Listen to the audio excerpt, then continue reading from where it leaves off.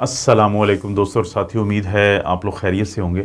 इस वीडियो में हम बात करेंगे इरेक्टाइल डिसफंक्शन के बारे में। जैसे कि नाम से ही ज़ाहिर है कि जब इरेक्टाइल का जो फंक्शन होता है वो आपका ख़राब हो जाए तो इसको डिसफंक्शन ऑफ इरेक्शन या इरेक्शन का मसला कहते हैं।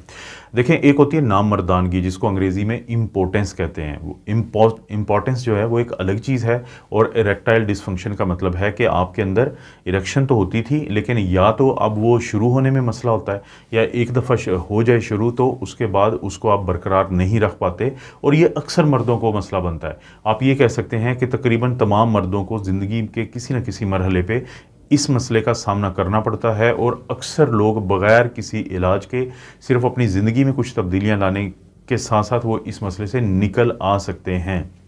वो तब्दीलियाँ क्या हो सकती हैं?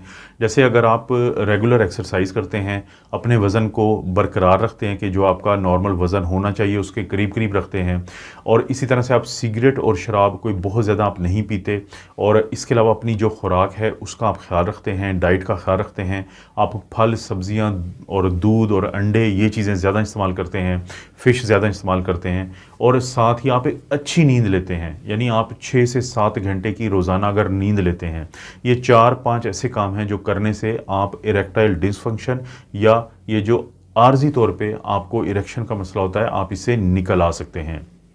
क्योंकि दोस्तों, जो हमारी जो इरेक्शन का अमल होता है उसके अंदर 4 चीज़ें ख़ुसूसी तौर पे शामिल होती हैं। एक होता है कि हमारा दिमाग का इस्तेमाल उसमें शामिल है। दूसरा है जो दिमाग से जो हमारे ऑर्गन तक जाती हैं आसाब जिसको हम नर्व्स कहते हैं उसको वो शामिल है। उसके बाद फिर जो खून की नालियाँ होती हैं, ब्लड वेसल्स होती हैं, ख़ास तौर पे वेन्स जिनके अंदर खून जाता है और फिर वहाँ से दिल की तरफ वापस आता है, वो शामिल होती हैं। और सबसे आखिर में जो हार्मोन होता है बड़ा मशहूर जिसको हम टेस्टोस्टेरोन कहते हैं, वो इसमें शामिल होगा। इन चारों में से किसी एक का भी मसला हो जाए तो आपको इरेक्टाइल डिसफंक्शन का सामना करना पड़ सकता है। मिसाल के तौर पे अगर आपके ऊपर कोई बहुत ज़्यादा स्ट्रेस आ गया है, आपके ऊपर कोई बहुत ज़्यादा ज़हनी टेंशन आ गई है, आपके ऊपर बहुत ज़्यादा परेशानी आ गई है, या फिर आपके अपने पार्टनर के साथ जो मसाइल चल रहे हैं और ज़हनी तौर पे आप लोग एक पेज पे नहीं हैं, तो तब भी आपको इरेक्टाइल डिसफंक्शन का सामना करना पड़ सकता है। इसी तरह से अगर फ़र्ज़ करें कि कोई आपकी सर्जरी हुई है, जैसे प्रोस्टेट की सर्जरी होती है मर्दों के में, जो प्रोस्टेट का गदूद होता है, या चोट लग गई है उस एरिया में, तो उस वजह से आपके जो आसाब हैं, नर्व्स हैं, वो मुतासर हो सकते हैं, तो इस वजह से भी आपको इरेक्टाइल डिसफंक्शन का सामना करना पड़ सकता है। इसी तरह से बाज़ लोगों में जो खून की नालियाँ होती हैं, वेन्स होती हैं, उनके अंदर एथेरोस्क्लेरोसिस या क्लॉट बनने का अमल हो जाता है, तो जिसकी वजह से खून का बहाव जो है मुतासर होता है, तो तब भी इरेक्टाइल डिसफंक्शन का सामना करना पड़ सकता है।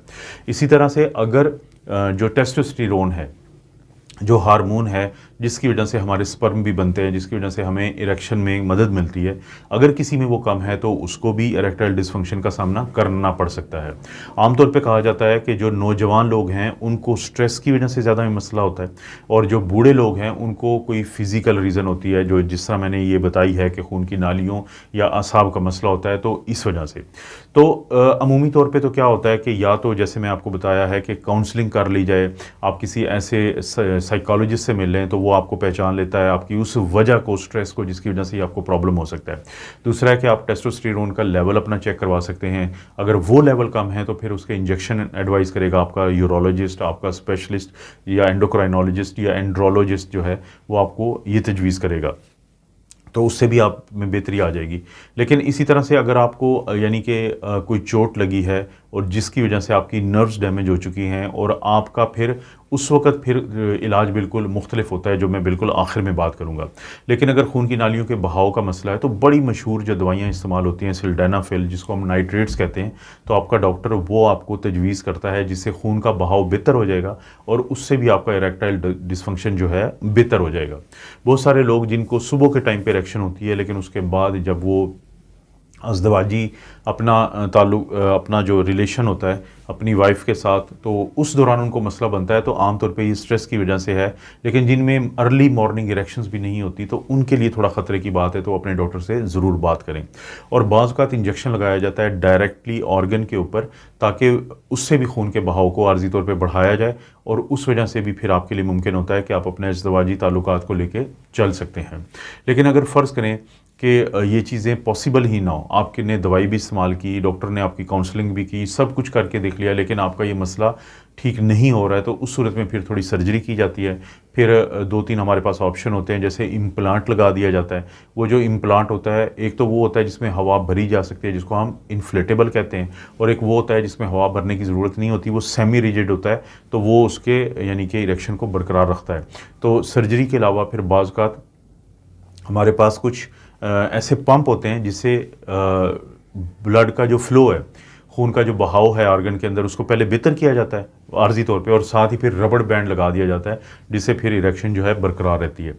अगर आपको ये मसला है इरेक्टाइल डिसफंक्शन का, तो आप बिल्कुल भी ना शर्माएं। आपको अपने डॉक्टर के साथ खुल के बात करनी चाहिए, आपको अपनी वाइफ के साथ खुल के बात करनी चाहिए, और ये वो मसला है जिसका इलाज बिल्कुल आसानी से हो सकता है, दवाइयों के बगैर ही मुमकिन हो।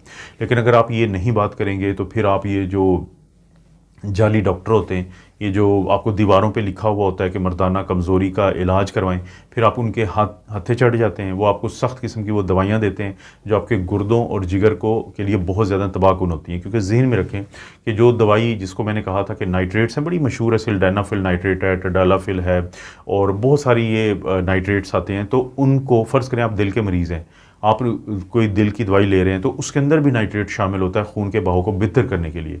लेकिन कोई आपको डॉक्टर नहीं है, लेकिन वो आपको मशवरा दे देता है कि आप फ़लाँ गोली खाएं, और आपने 30 से 45 मिनट पहले खानी होती है, तो उससे क्या नुकसान होगा कि आपको दिल का अटैक हो सकता है। सर का दर्द तो होता ही होता है, लेकिन फिर आपको दिल का अटैक हो सकता है, क्योंकि आपने डॉक्टर से मशवरा करेंगे तो वो आपकी दिल की कुछ दवाइयाँ बंद करवा देंगे, क्योंकि उनका भी वही काम है जो नाइट्रेट्स का काम होता है।